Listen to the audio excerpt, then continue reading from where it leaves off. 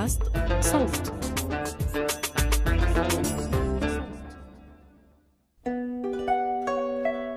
كان يا مكان في بعيد البلدان ملك يسهر ولا ينام إلا على قصص الإنس والجان.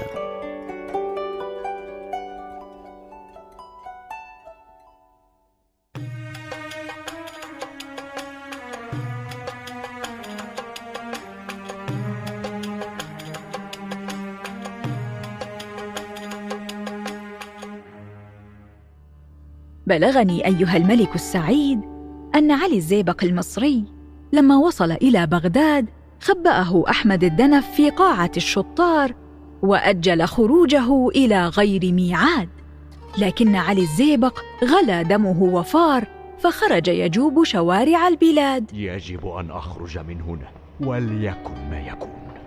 فرأته دليلة المحتالة وشكت في أمره، فضربت عليه بالرمل لتكشف ما خفي من سعده، فاكتشفت أنه من رجال الدنف، وأخبرت ابنتها زينب فاعتراهما الهم والأسف، وحلفت ابنتها أن تلعب عليه الحيل وتفضحه بين العباد. دعي أمره لي يا أمه، حتى يرحل بخزيه ولا يعود إلى بغداد.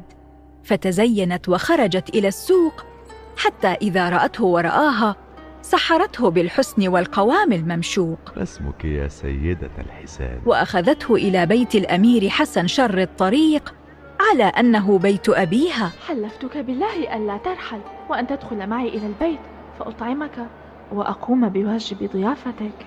واستضافته وأكرمته بما يليق، فتوهم أنه قد يخطبها من ذويها، ثم أقنعته أنها أوقعت في البئر خاتم خطبتها. يا ويلي، سقط الخاتم في البئر. فتطوع لينزل ويأتي به، لن ينزل أحد سواي، حتى هربت بملابسه.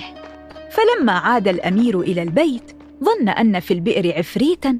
هل أنت لص يا هذا؟ لا يا سيدي. فلما رآه شابا قد نصب عليه عفى عنه وأعطاه ملابس قديمة كانت لديه. قل الصدق ولك عهد مني أن أعفو عنك. ورجع علي إلى قاعة الشطار وحكى لهم ما حل به من عار. فلما سمع حسن شومان ما جرى له سأله: وماذا تنوي الآن؟ أريد أن أتزوج بها. هل أنت جاد؟ أجل يا حسن، أنا جاد. هيهات يا علي، هيهات، أخرجها من بالك. قد فات أوان ذلك، فقل لي ما السبيل إلى الزواج منها يا شومان؟ إن كان ولا بد فسأساعدك، ولكن على شرط أن تنضم إلي وتمشي تحت رايتي وتكون من رجالي. فأراد أحمد الدنف أن يعترض، ولكنه استحيا بعدما اكتشف علي الزيبق ما فعلته زينب النصابة به وبرجاله. وأما علي كتف الجمل ففرح.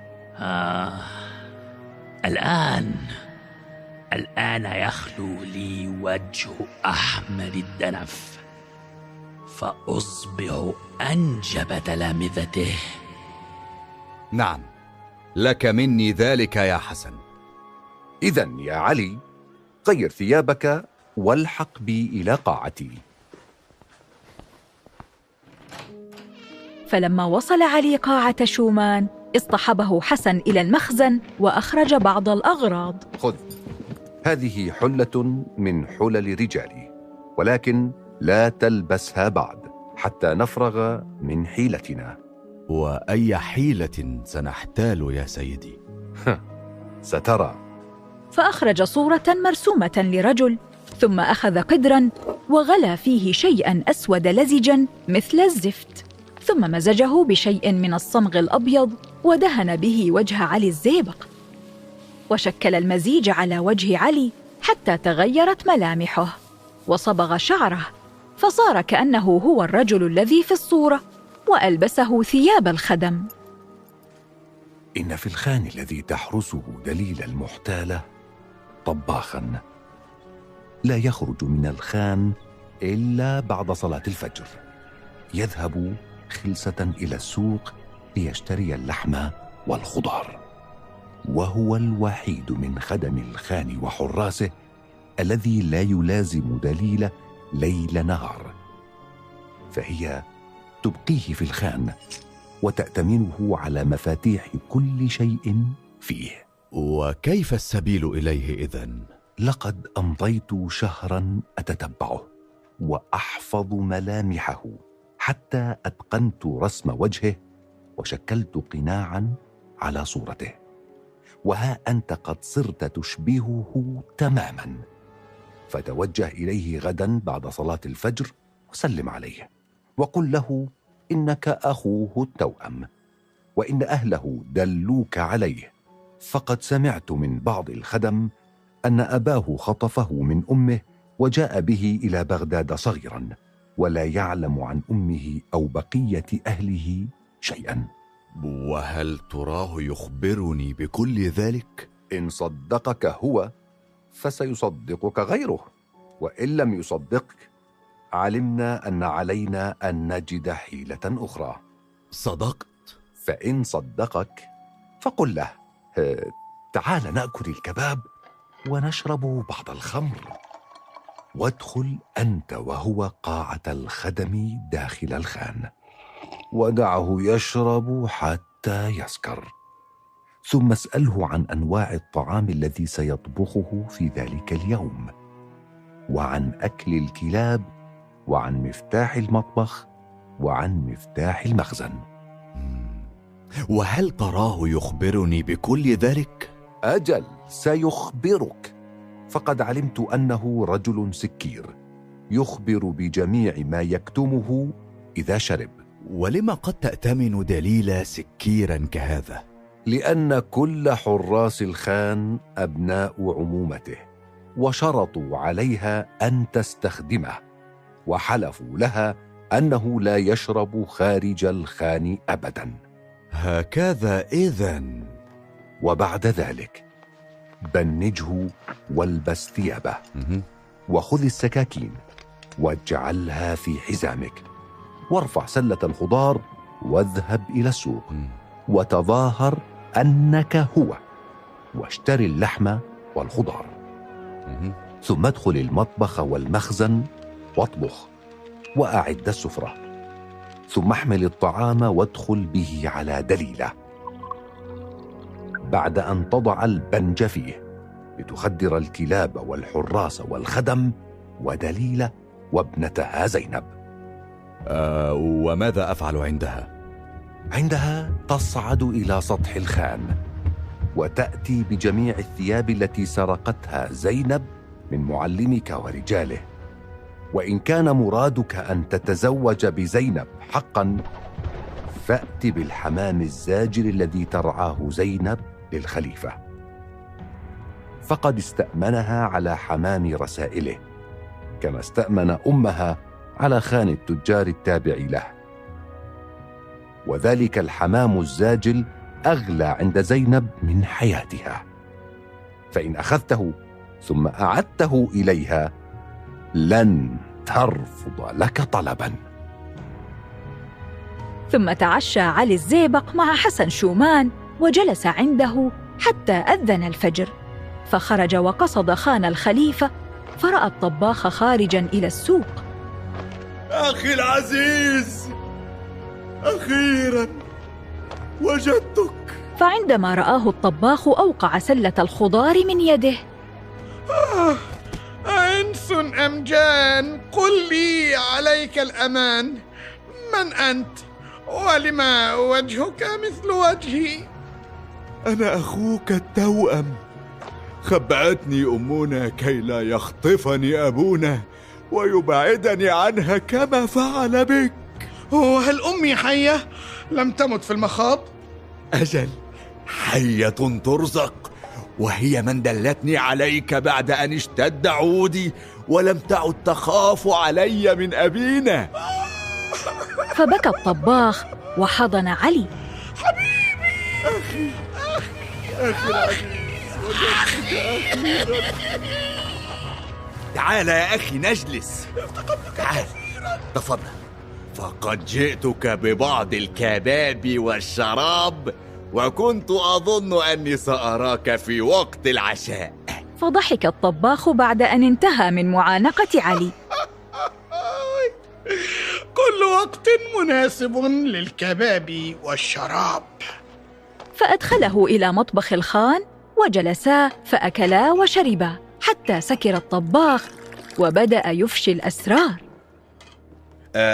وكم نوعا من الطعام تجيد طبخه يا أخي؟ أجيدها كلها، فكل يوم أعد 5 أنواع في الغداء و5 أنواع غيرها في العشاء. وقد طلبوا مني بالأمس نوعا سادسا وهو الزردة، ونوعا سابعا وهو حب الرمان بالعسل.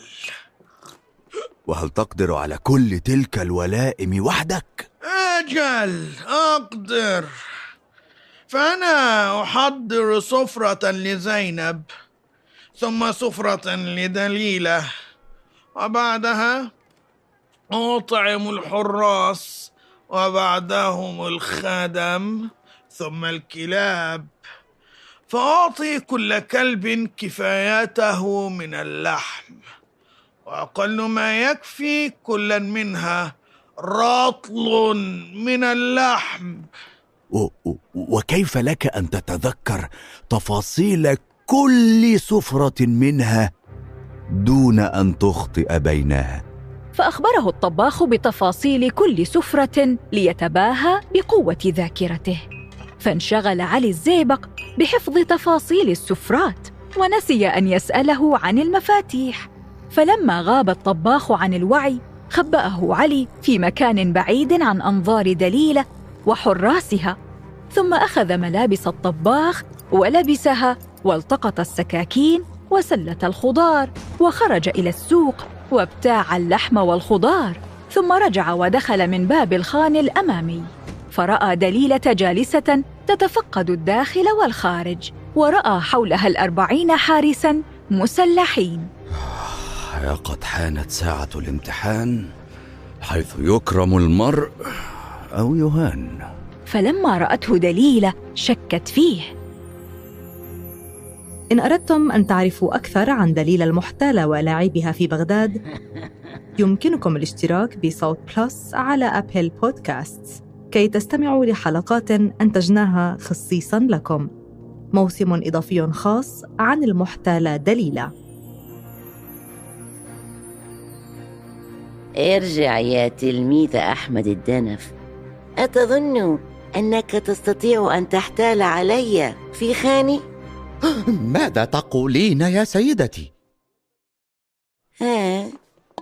طباخنا لا يخرج بعد شروق الشمس أبداً، ولا يدخل من الباب الأمامي. لقد وجدت الجزار غائباً اليوم، فذهبت إلى سوق أخرى لآتي باللحم، وعندما عدت كان الباب الأمامي أقرب إلي فدخلت منه. اعترف، ماذا صنعت بالطباخ أيها المحتال؟ أي طباخ يا سيدتي؟ فهل هناك طباخ في الخان غيري؟ فشكت في نفسها من إصراره، لكنها لم تتوقف عن التشكيك فيه. أيها الكذاب، أنت علي الزيبق المصري. أنت تريدين تلفيق أي تهمة لي كي تتخلصي مني. فهب الحراس بنو عمومة الطباخ لنصرته. هذا ليس ابن عمومتكم، هذا علي الزيبق المصري، وما أظنه إلا قد بنج ابن عمكم أو قتله. هذا ابن عمنا سعد الله الطباخ. سعد الله الطباخ نعرفه ونعرف شكله جيدا. سأثبت لكم صدق كلامي. لدي خليط يمتحن الدهان والزفت والعجين ويزيلها. فقامت وجاءت بالخليط وغسلت به وجه علي وحكته، فلم يتغير منه شيء لأنه ممزوج بالصمغ. فقال الحراس: دعيه وشأنه، دعيه وشأنه. فلم يبقى الكثير على وقت الغداء. حسناً، إن كان هو ابن عمكم حقاً فاسألوه عن نوع الطعام الذي طلبتموه منه ليلة أمس. فسألوه: كل يوم أطبخ لكم العدس والأرز والحساء ويخنة الدجاج وماء الورد، وقد طلبتم مني أن أضيف اليوم نوعا سادسا وهو الزردة، ونوعا سابعا وهو حب الرمان بالعسل. لقد أصاب.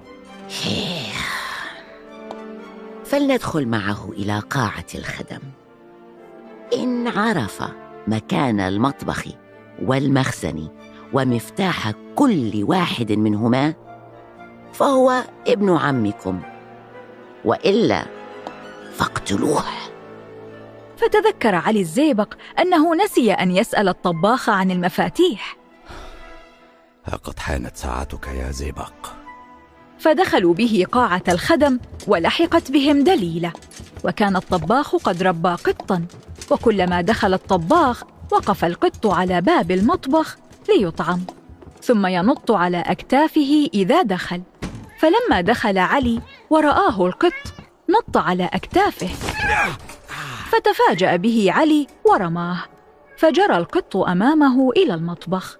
يبدو أن هذا القط يريد الطعام، ولابد أنه يشم رائحة بقايا الطعام خلف باب المطبخ.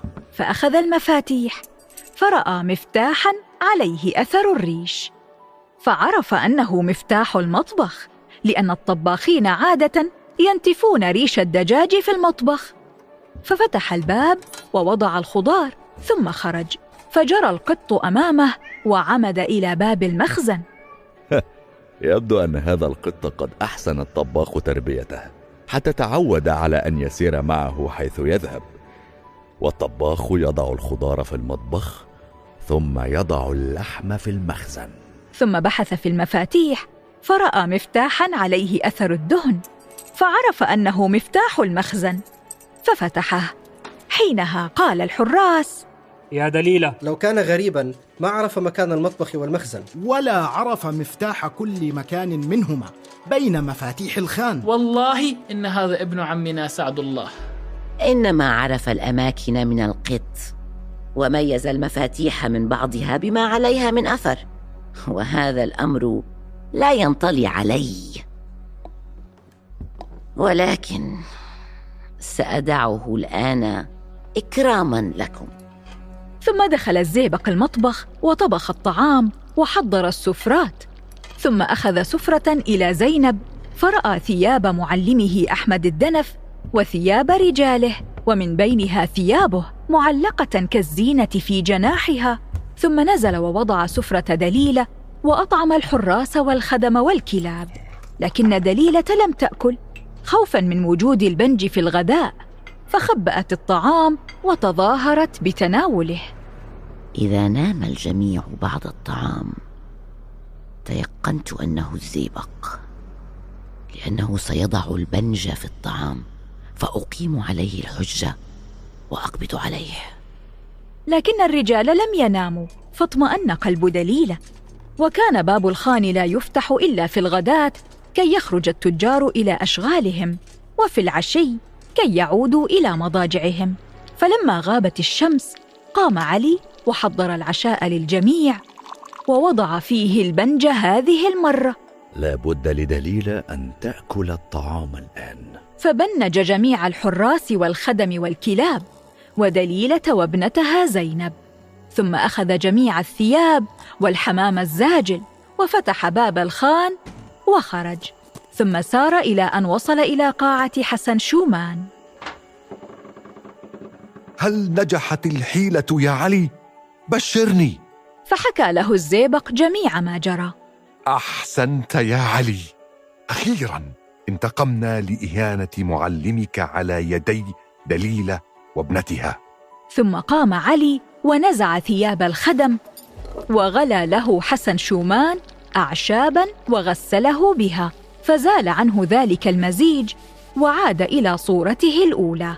ثم ذهب إلى حيث خبأ الطباخ وأعاد إليه ثيابه وأخذه إلى مخدعه في الخان، وعندما استيقظ الطباخ من أثر البنج كان قد نسي كل ما جرى في الأمس، ثم ذهب إلى السوق وأحضر اللحم والخضار ورجع إلى الخان.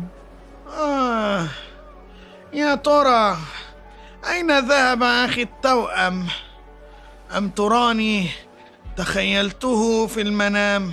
وأما دليلة المحتالة فإنها ظلت مبنجة حتى أفاق تاجر من القاطنين في الخان عندما أشرقت الشمس، فرأى باب الخان مفتوحاً والحراس والكلاب مبنجين، فنزل إلى قاعة دليلة فرآها وفي رقبتها ورقة وعند رأسها إسفنجة فيها مضاد البنج، فوضعها في أنف دليلة حتى أفاقت. أين أنا؟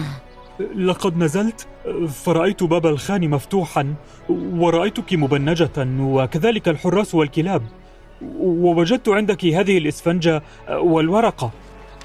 فأخذت الورقة وقرأت ما فيها.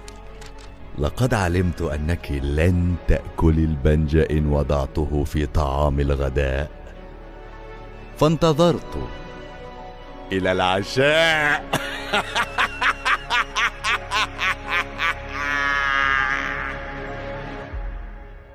فعرفت أن علي الزيبق قد خدعها وأخذ بثأر معلمه.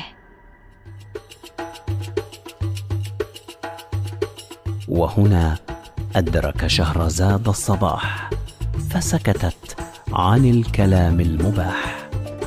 لا تنسوا الاشتراك في صوت بلس على أبل بودكاست لتستمعوا للموسم الخاص عن ألاعيب دليلة وحيلها في بغداد.